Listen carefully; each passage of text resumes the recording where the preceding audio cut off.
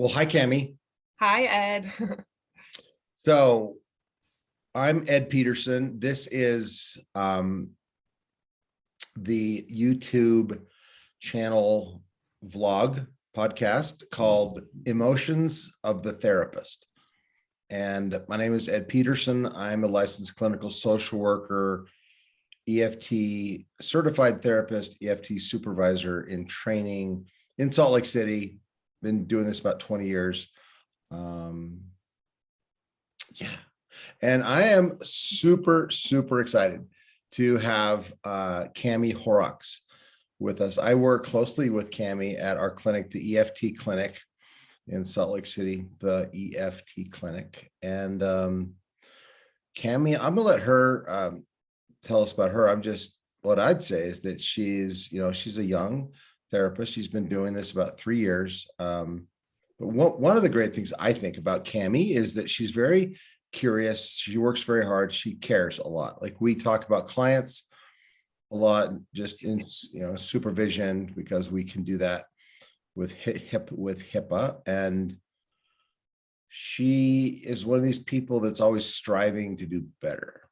And so I was excited to bring her here to this video cast or vlog, because I think she'll have some great things to share, and she'll share a lot of different things than people who have been doing this a longer time. So enough about that. So welcome, Cami. Thanks so much. Thanks for having me. Could you tell us a little bit about you? Yeah, for sure. I'm from Utah, so grew up here, and I have been practicing therapy for about 2.5 years, I think. I am a licensed associate marriage and family therapist, so I'm almost fully licensed, and also have completed a lot of training in EFT. Not quite certified yet, but how far have you gone with your EFT training? Yeah, so I completed the externship in core skills, so I'm just working toward certification now. Great. Yeah. And tell us a little bit about you personally, what you did before you came to therapy, and kind of why you became a therapist. Yeah, for sure. So I used to be a physical education major. Actually, I wanted to teach PE and coach basketball. Sports are my thing. I love sports, all types of sports. And actually discovered that I wanted to be a therapist in my own therapy. I was working through some depression and anxiety, and really experienced for the first time, I think, what secure attachment felt like. Really feeling like I could be my authentic self and really a safe place. Right. And I think that kind of changed my trajectory a little bit. I wanted to do what my therapist did. And so I told her that, and I was like, I'm a little nervous because I have always planned on being a coach and a PE teacher. And she told me she thought I would be good at it. And so I guess that was my green light to go and do it. So then I decided to be a therapist. See, and that's crazy, because I have almost the same story. I 20 years ago was going through what I call my early midlife crisis. I think I've gone through a few of those. It was the same thing. It was depression, some addiction, and I had a therapist, in fact, a wonderful woman named Linda Steele. Shout out to Linda Steele, who changed my life.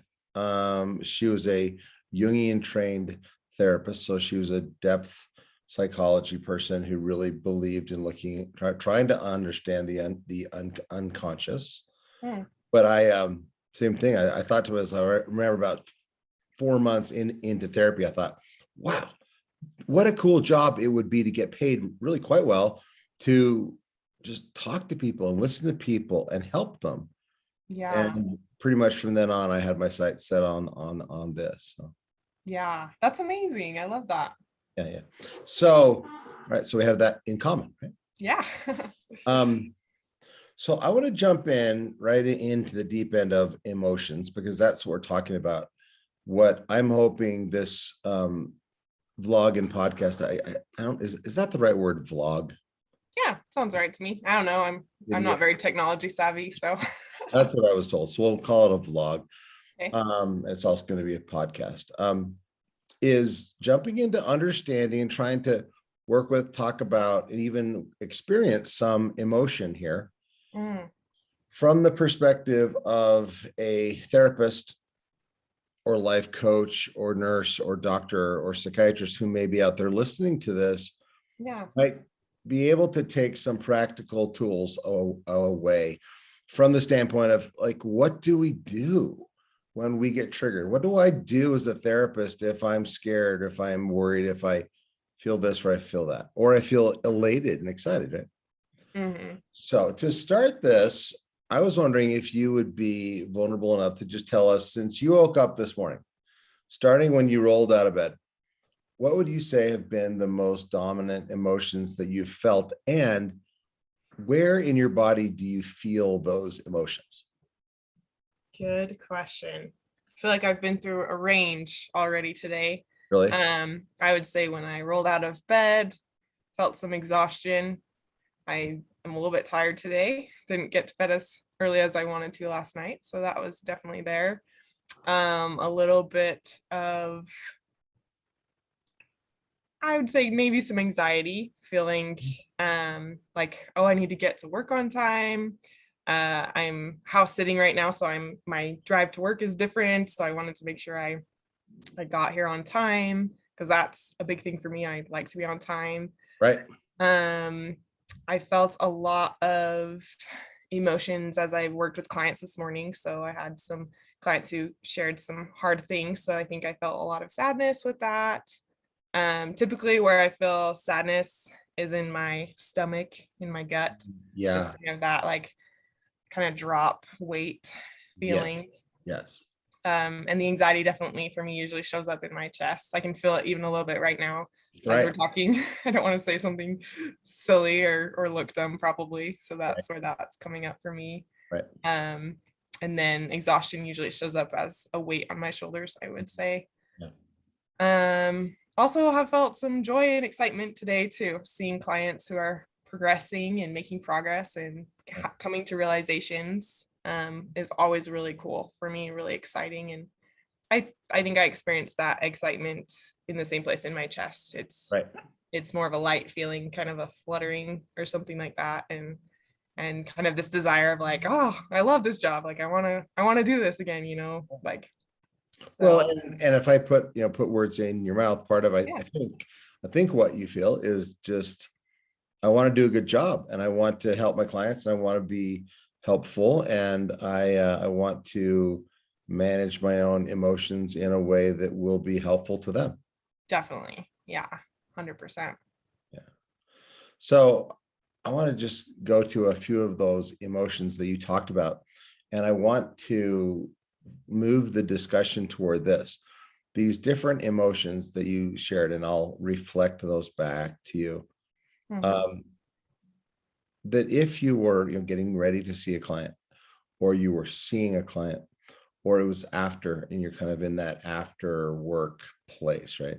So Mhm. let's just start with exhaustion, right? You said, I felt physically exhausted, and I would imagine there's some a little bit of like a little emotionally exhausted, like, oh, like if I could just sleep some more, that maybe my head would be in a better place. Like for me, that can come across as I'll wake up with some exhaustion and a little bit of anxiety. Mhm. Right. Definitely. So tell us about what you do when you're either thinking about clients or with clients, or after, if you were feeling that kind of physical and or emotional exhaustion. Yeah, good question.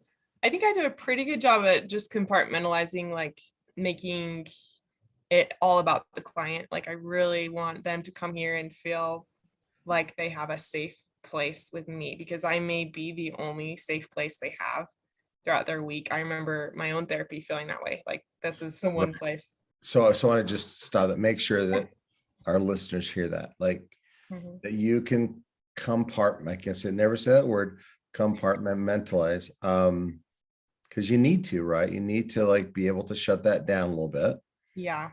But Mhm. then you said, oh wait, what was the feeling you said? You said you felt, help me again. What did you say that you felt? I'm not sure what I felt. I think maybe just I feel very strongly that I want to make a safe place for my clients. I want them to. Yes, that's the part that I want to go to, safe place, because that's a big word in the emotionally focused therapy world and attachment world, Gottman therapy, and it really should be something for any therapist. And, Mhm. and maybe talk about that for a second, that desire that you would have to make your office and your experience with the client safe and Mhm. almost like it's like a safe haven. Like, could you even Definitely. talk just for a second? Will sound like a quiz, but like what you know about safety when it comes to attachment and EFT, and why that sense of safety that hopefully our clients feel with us. Like, talk about that. Yeah, yeah. So I feel like when I am safe emotionally and physically, I am able to better access those vulnerable, deeper emotions, Mm, whether it's fear or sadness or hurt.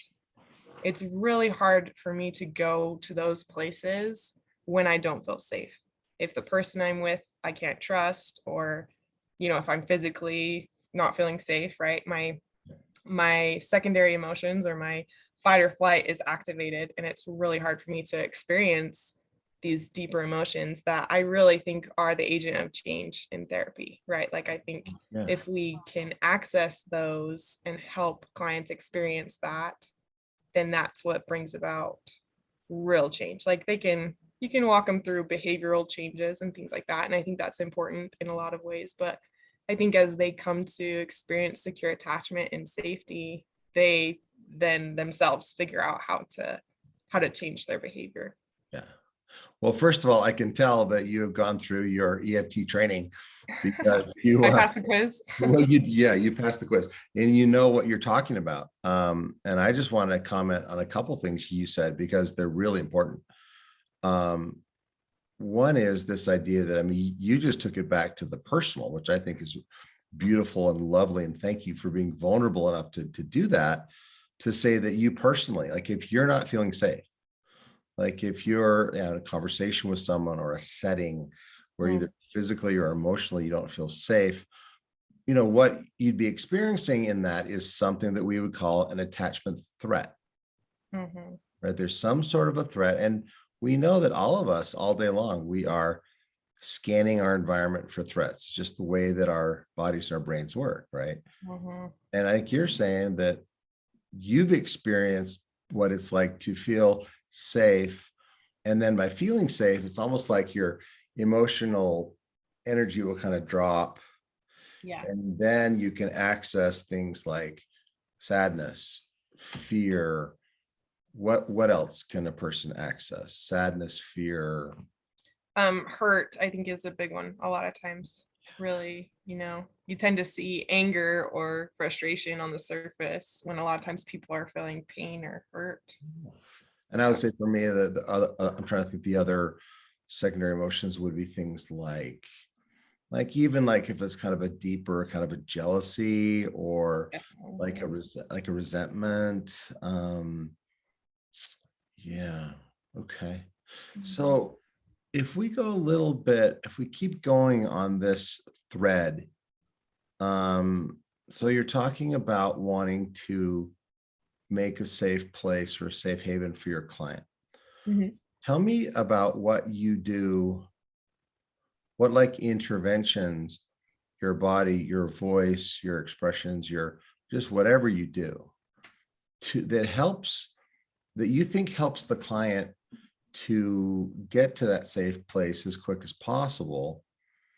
And then maybe talk about how what it feels like when you see the client kind of going to that place.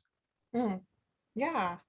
Yeah, I think my first intervention that I think of is just myself. I think therapy is kind of like dating. You kind of need to find someone that you vibe with, that Mhm. you really mesh with, Yeah. and I can usually feel that in the room with my clients. I can feel when they, feel that connection with me. Mhm. And so I think it's important for me every day to show up as myself Right. and really bring that to the room. I like humor. I like to diffuse things with humor a little bit to help people feel comfortable sometimes. Right.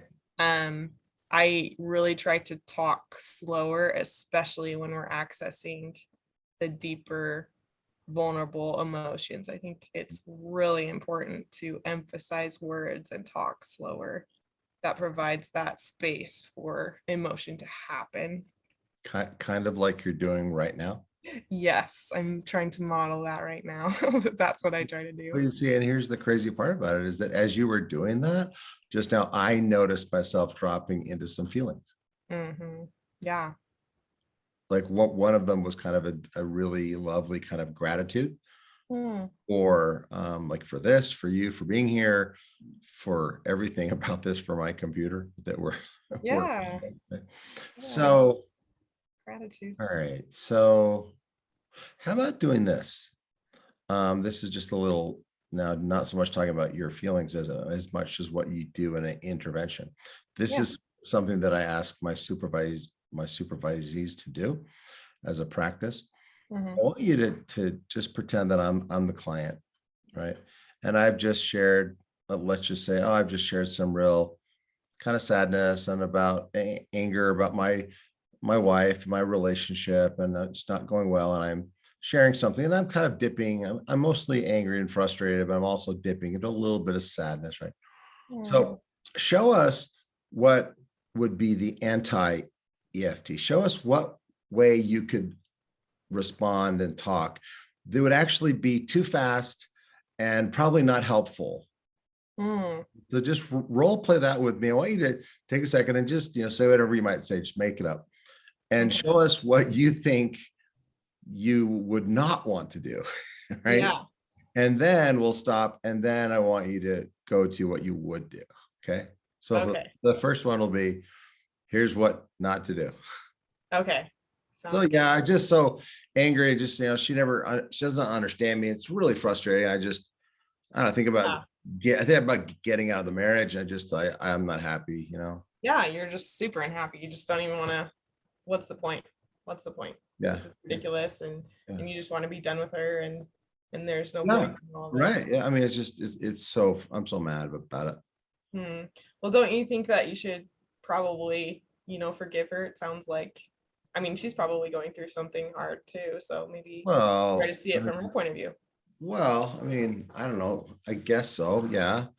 But I Like, just, don't you think that she's probably, maybe you're hard to live with? Maybe, like, what all are right. some Well, things hold you on. see in yourself? Hold on a second. Yeah. But if you saw the situation, okay, good. Good job. Okay. That was awesome. Because as the client, man, I was feeling shut down. I was feeling like you were going so fast. And I actually made me want to talk about how angry I am more. Yeah, Right. totally. I bet that was even kind of hard to do.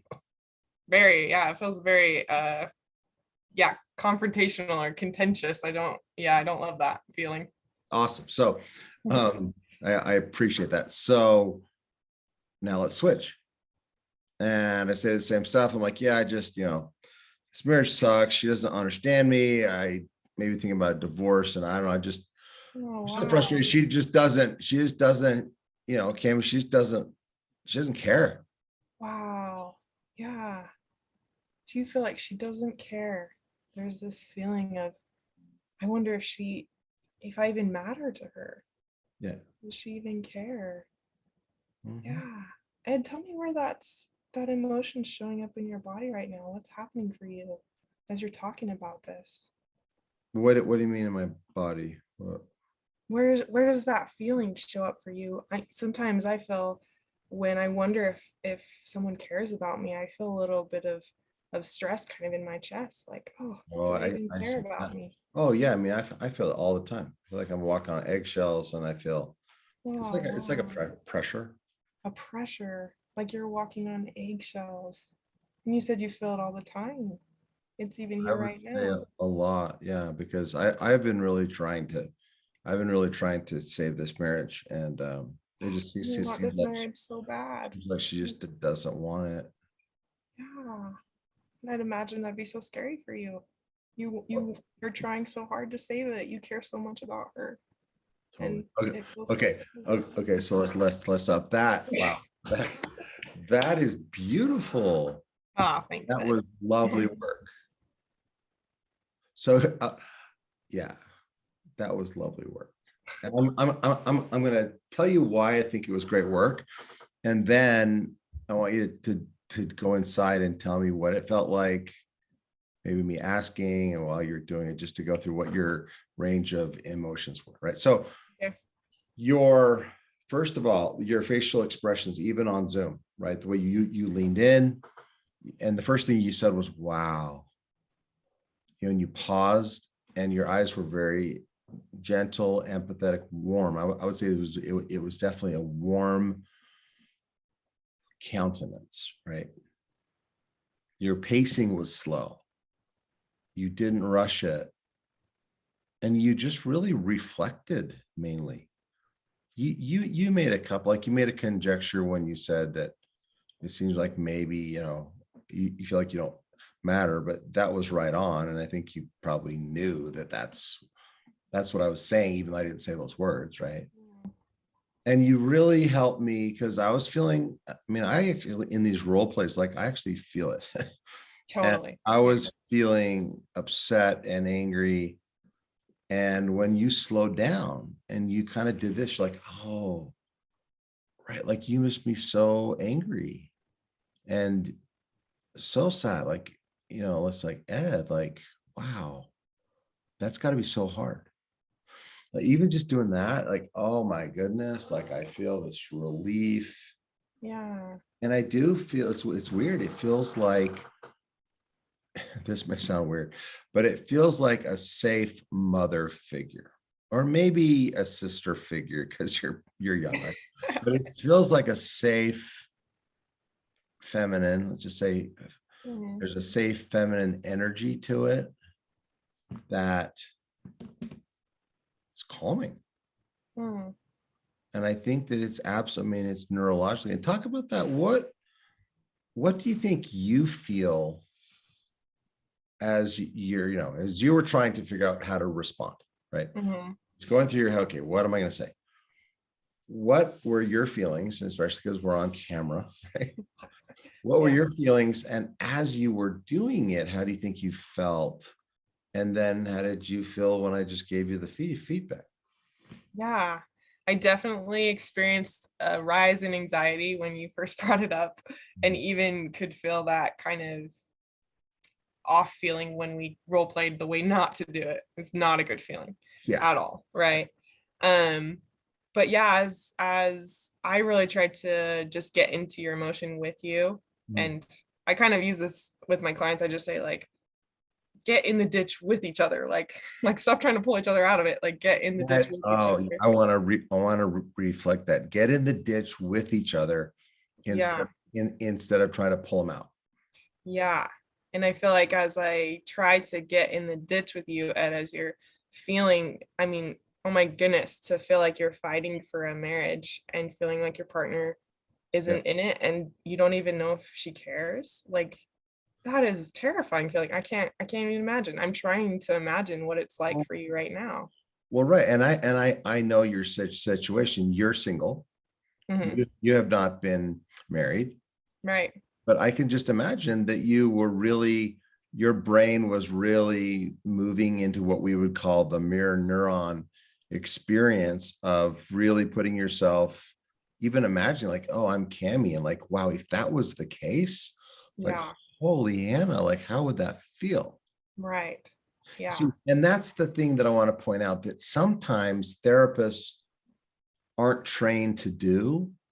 And it's partly because this is something that Scott Woolley said to me yesterday. We did an amazing video with Dr. Scott Woolley, Mm. a very experienced EFT therapist. But he said a lot of therapists in different modalities, probably life coaches, lots of people, right? They have tools. They have tools, and we all do. We have tools in our toolkit, or in our tool belt, like, and we're carrying them into session. Right. What I think happens is that sometimes our anxiety, which you nailed it, you felt some anxiety, Mhm. and I think you would probably feel some anxiety even if that was a client situation, because you would naturally be heightened around, I want to, like, this matters. It's almost like this is kind of a sacred moment, right? And I want to show Right. up. I want to show up. Yes. Yeah. And so my thought is that if you come in with your cognitive behavioral intervention, start talking about, like you're saying, let's pull you out of the ditch. Like even before, when you shared the not great way of doing therapy, you jump to, well, don't you think that, your wife, don't you think that her feelings matter, and maybe you're hard to live with, right? I mean, just Right. that was just like, oh no, don't Yeah, say that to me. totally. And Yeah. then the other way, when you were doing really good attachment and EFT work, you're just with me. There was no judgment. There was really even you weren't trying to solve anything. Hmm.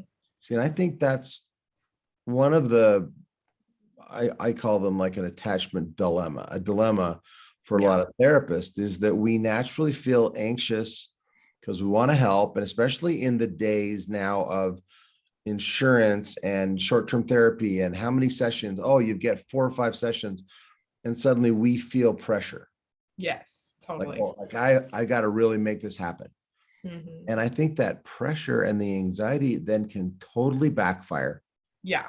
because we Yes. can jump in with tools and ideas before we've really reflected and validated, right? Hmm. And that's what I hear, Sue Johnson, who's our leader, the creator of EFT, she says that most therapists should be reflecting 10 times more than what they do. Right. 10 times. Just me saying, oh, so what you're saying is this. Wow, I see that. I see that you're saying this. Your facial expressions. You just cried. You just reflecting, Mhm. right?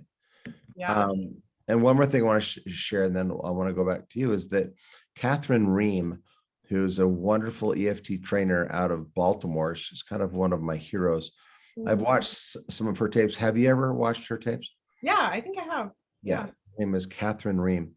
And one of the things that she said once that just has stuck with me, kind of like a phrase, one of those mic drop phrases, Hmm. she said, to do good EFT work, you actually have to lend out your limbic system Mm, for a half hour or 45 minutes, meaning that we're deeply feeling with them. right. Yeah. And it's tricky because then at the end of the session, as we wrap up and we move on to our next thing, we almost have to like reel it back in. Yeah, Right. totally. But I think that part of the problem with some of the therapy in the world is that people are looking for solutions too quickly. Now, solutions are important, Yeah. and we will get to that in therapy. We will absolutely get to that. But I think that what Catherine is saying is, and I even as I say that, I can feel a little bit of like thump, thump, thump in my heart right now, because Yeah. it when I do that and like um lend out my limbic system, which is really just like really feeling with the client, Hmm. it can go quite deep, and it Yes. can be exhausting. And at the end of sessions, or 2 or 3 or 4 in a row, suddenly and I've said this before, I'm like, well, wait a minute, where am I? Where are my feelings? I've given them away to Yeah. everybody. And now I need to go home and be a dad and a husband. Hmm. And like, what's left in here? Yeah, Right? totally.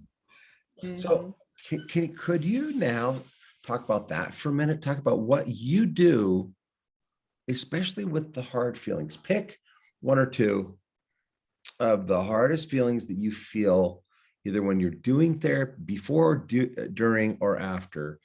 Tell us about what's the hard feeling, where you feel it in your body, and then what do you do to manage it and keep yourself, centered.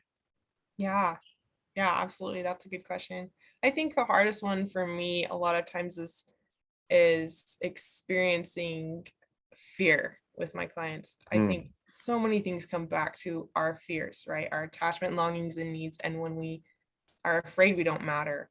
or we're afraid that our partner can't see us, or Right. we're not understood. All of those things are so terrifying. And I think sitting in someone's fear and pain with that is really terrifying. And I feel that, I would say, all over my body. I feel that, just like I want to get up and run or fight or yell, or I mean, so when you're turn into that. when you're really sensing their sadness, their deep, even their anger, like a lot of anger or a Mhm. really deeper sadness, like your body's kind of your your limbic system is firing, and you're feeling a little bit like, oh, fight. I mean, what do we say? Fight, flight, or freeze?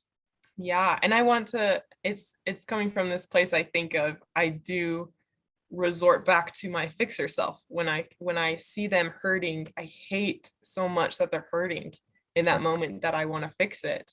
And so I think it takes a lot of energy for me, and I've seen it make such a difference. But if I can reel that back in for a second, validate my own fear, validate what's happening for me, and how it means that I care about them, but what they're needing from me right now is to sit in the sadness with them, to not fix it, to jump in the ditch with them Yeah, and be there with them instead.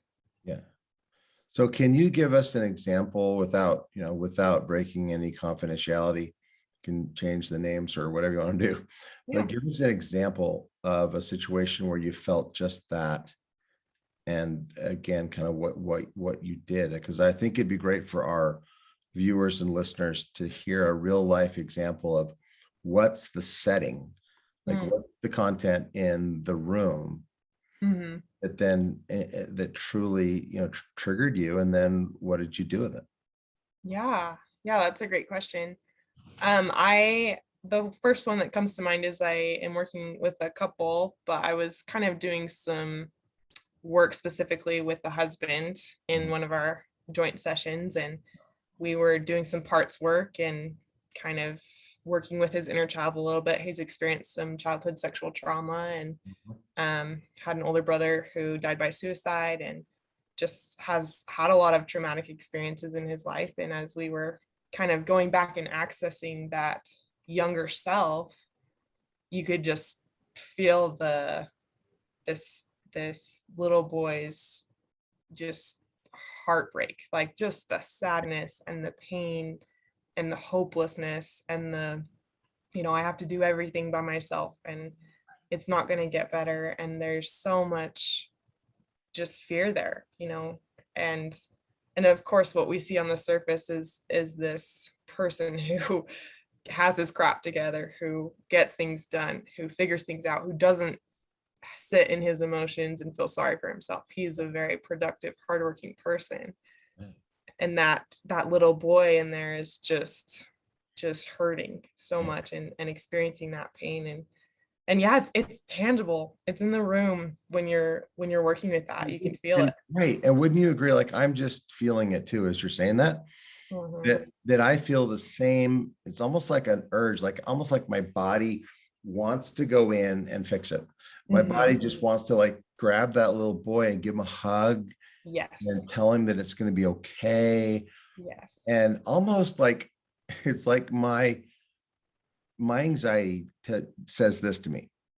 Okay, figure out a quick way to help this person not feel Yes. this, Yes, right? absolutely.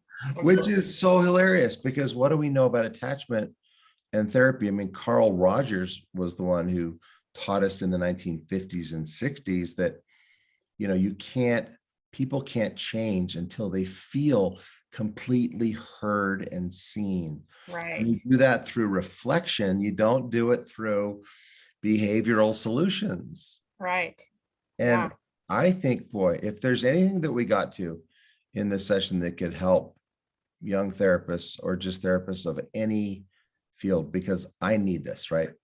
Is stay with the emotion, Mhm. pay attention to the emotion, almost like it's almost like you're saying there's a hurt little boy who's kind of alone, Yeah. who doesn't know what to do with all the trauma that's happening around him and to him.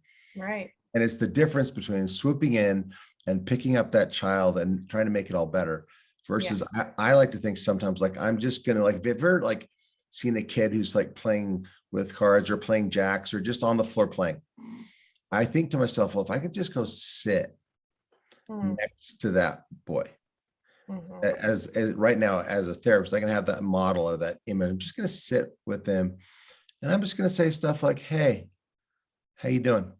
Yeah. Or what are you doing there? Oh, you're playing with jacks. Oh, maybe like, hey, can I play with you? Oh, okay. But you see, it's just light, and I'm not trying to fix it for this boy. Yeah, I'm just trying to be there.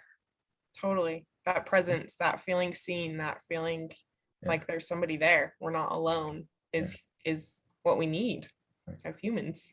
And right. And the behavioral solutions will come later. Yeah. Right?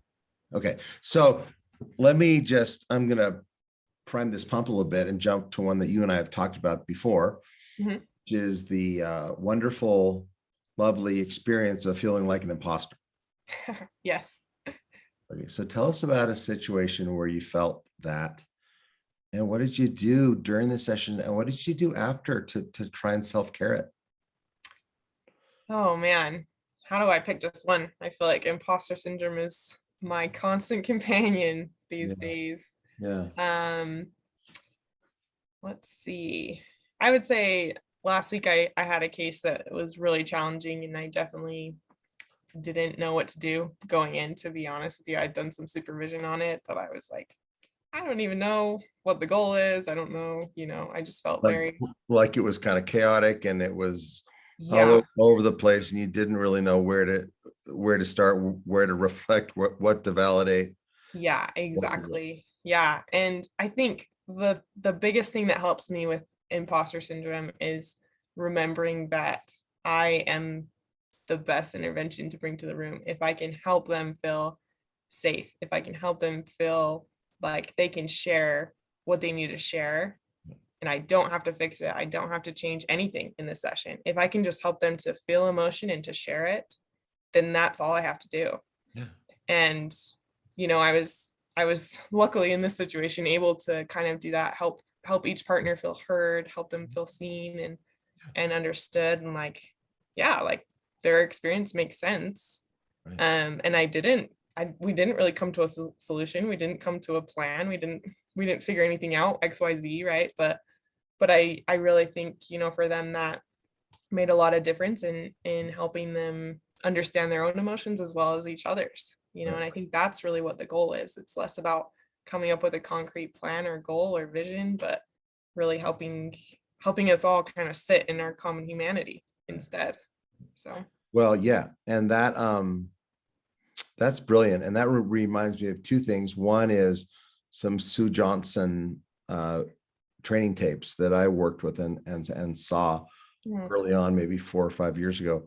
And she talked about just that. She said, when it's chaotic and when you don't know what to do, and when you feel overwhelmed and you do feel like a bit of an imposter, and I even go further, like that little voice for me tells me that I'm not good at what I do, that yes, I maybe even shouldn't be doing it, and that maybe like, am I really charging people for this? totally. Yeah. Right? And what Sue said is the antidote to that is reflection and validation.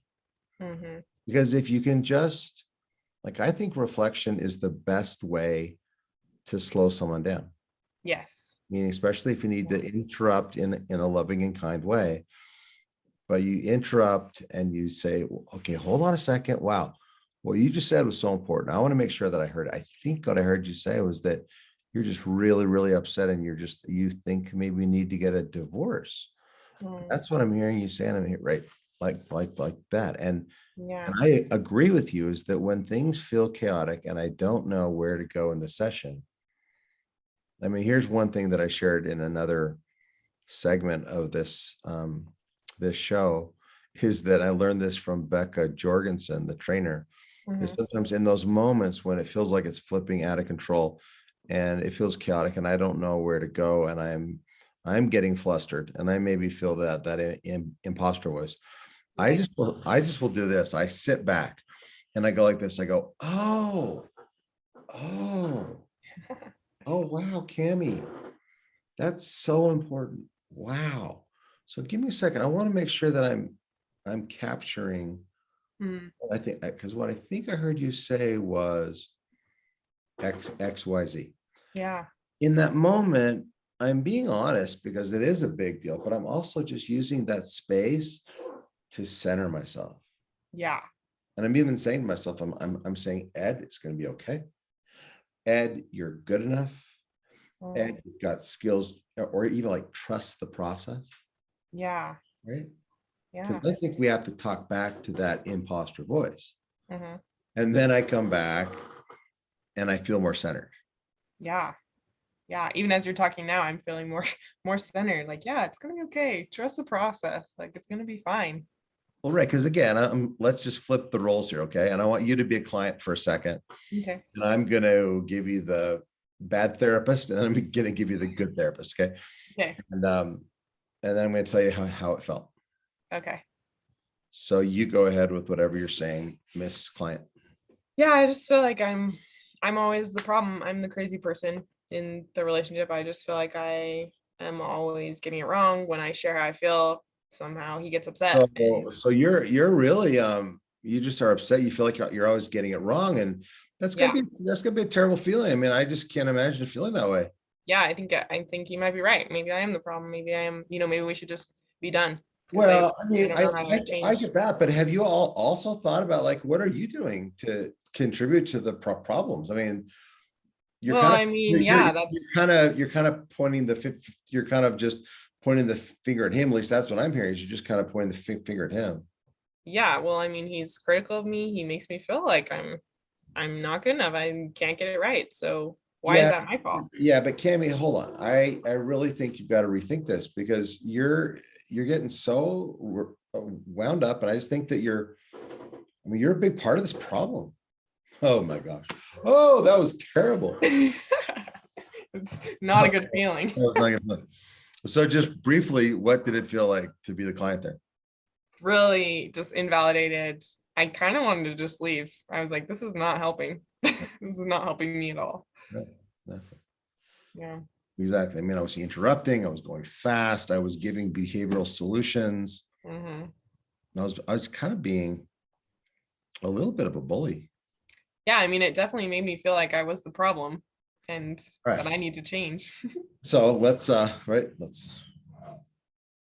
this again. Okay. So go ahead with the same stuff. Okay. Yeah, I just feel like I'm the problem. I feel like he's always criticizing me, always telling me I'm not getting it right. Even when I share how I feel, it's like it just turns into another fight and it just makes me want to not share. I just want to be done. Just want to Right. be done. So let me see if I get this right. Because what you're saying, Cami, is really important. And I'm going to share a couple of reasons why it's really important. But first of all, what I'm hearing is that you're really frustrated with him and Mhm. that you're kind of losing hope a little bit. Yeah, definitely. And you're kind of like thinking about divorce. And I mean, I don't know, but that's gotta be like a really bad feeling because I don't think you ever started out wanting to get to this place in your marriage, right? Yeah, no way. This is not what I want at all. I mean, I think it's worth just saying and just validating that feeling that I think happens to all of us sometimes. I know it's happened to me. There's a Hmm. time in my marriage where things were really rough and just that sense of kind of losing hope. I mean, that's kind of what I'm getting from you is like kind of this kind of sad feeling of losing hope. Yeah. Yeah, definitely feeling hopeless. Like I just can't ever get it right. And I don't know that I can change to get it right. I don't know what to do. Wow. Wow. That you just feel like you can't get it right. Hmm. And maybe you like almost like, oh, I don't know if I'll ever get it right. Yeah, at this point it feels really hopeless. Oh, Cami, that's so hard. Okay. Is it okay if I just check in with your husband? Do you feel like you were able to say what you wanted to say, at least on that part? Yeah. Yeah, definitely. Okay. All right. So jumping out of the role play, what what did that feel like as a client? I felt a lot more calm, just like the pace, slowing it down, just feeling like you were trying to get it instead of trying to offer me solutions. You were trying to understand what it's like for me to feel that way and how hard that is for me. So it felt really validating. So Really it, so warm. it, so it worked. Yes, definitely. Right. So again, to our audience here, the thing that I want to share back to the name of the vlog podcast is, the emotions of the therapist, Mhm. is that as you were talking at first, like I was feeling anxious because I had this little thing going on in my head saying, yeah, okay, make sure you hear this, make sure you capture this, don't miss anything, Mhm. because this is really important and this is like a big deal. So I felt some anxiety, right? And Yeah. then I just talked myself off the ledge and I just said, Ed, just listen, Mhm. just listen. And I kind of leaned in and I tried to watch your eyes and really see your facial expression. And it was pretty instantaneous. I think that I was able to go from feeling kind of anxious to connected. Yes. And I feel that literally in my body. So I'm feeling kind of anxious and my belly's tight and then calm. Mhm. Right. And I think that's a skill that every therapist needs, is how to, as quickly as possible, recenter. Mhm. Because I do think if it takes 2 seconds, great. If it takes 20 seconds, that's where the pausing is, right? Mhm. Um, Yeah. but the other feeling was a feeling of connection, like a feeling of, like, again, kind of honor. I mean, definitely curious, but also like, wow, this woman is sharing with me some just like the most personal things. And one of the things I thought to myself, this has got to be one of the hardest things she's ever gone through. Yes. Right. Right. And Yeah. see, that's my way of talking back to the imposter voice. Okay. So Yeah. we need to be done, but before we are, I mean, first Yeah. of all, this has been terrific. Yeah. Thank you so much, Ed. You're so Um, awesome. well, thank you. I just, I'm a therapy and EFT geek. I love this. Yeah. But before we go, I want you just to talk for a minute about this. Like, let's say with your experience, you're sitting, say at you go back to your graduate school and you meet someone who's a first-time therapist. She's worked with 3 or 4 or 5 clients, and she's just in that place of feeling overwhelmed Mhm. and just like she just like she might say, I just clammed up. I didn't know what to say. Like I just was almost speechless and I felt so out of place. And Mhm. I don't know if I can do this, right? It's just like I'm so like kind of like I don't know if I can learn this stuff, right? So just think about that as like a Yeah. person, Yeah. what would you and that could be a seasoned therapist too. Because Yeah. right. Totally. What would, if you had a little to give them a few pointers or a few thoughts, what would you say? Good question. I think the first thing I would really want to emphasize for any therapist is, I think, just bringing yourself into the room. Like, you're enough. You really are. Like, what brings about change is that common humanity. It's you showing up for your client and being there and trying to understand what their experience is like. Right. And any intervention, any change with that comes as they start to feel safe with you. And so if you can create that, that's a successful session to Like you're saying, I don't have to have a whole bunch of skills that I right. can just kind of bring me. Right. Yeah. Like, I think we continue to learn and we have little tips and tricks here that are great, but I think really what people are needing is that connection and that safety. Yeah. And so if you can create that in the room, then that's enough for sure. The second thing that came to mind for me is how important present process has been. Mhm. When I feel overwhelmed or when I feel like things are getting out of hand in session, I really try to check in and recognize where I'm at, right? What I'm feeling this anxiety. I'm feeling like the session's getting away from me. And I always want to bring it back to what's happening in the room right now. Yeah. As you're sharing this, what are you experiencing? What's happening in your body? This must be really hard to even talk about, and that always slows it down. That always brings it back to the emotion in the room. And yeah, I think those are probably my things. Yeah. That's what's Well, been most helpful. that is great. So again, Cami, I hope you'll come back and do this again with me, because I feel like we we just kind of got started. Yeah, totally. There's so much to talk about.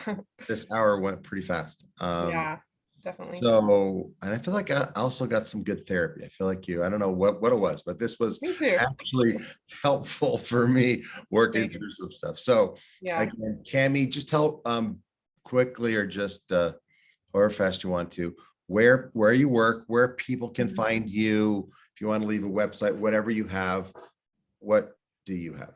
Yeah. So I'm at the EFT clinic with Ed and a bunch of other therapists that are super awesome. And you can find me at the EFTclinic.com. My little bios on there, and you can reach out to me through that. And there's also, I think, a couple of blog posts that I did as well. So Yeah. And I would just say that's www.theeftclinic.com. yes. A little plug for our wonderful owners, Yes. Dr. Debbie Gilmore and Dr. Christine Holding, who have been amazing for us, right? Yes, they're the best. Feel so blessed to work with them for sure. And you as well, Ed. You're awesome. Well, thank you. So are you. And so it's a mutual thing. Listen, have a great day, and we'll see you back here another time. And just thank you again. Thanks, Ed. Awesome. See ya. Bye.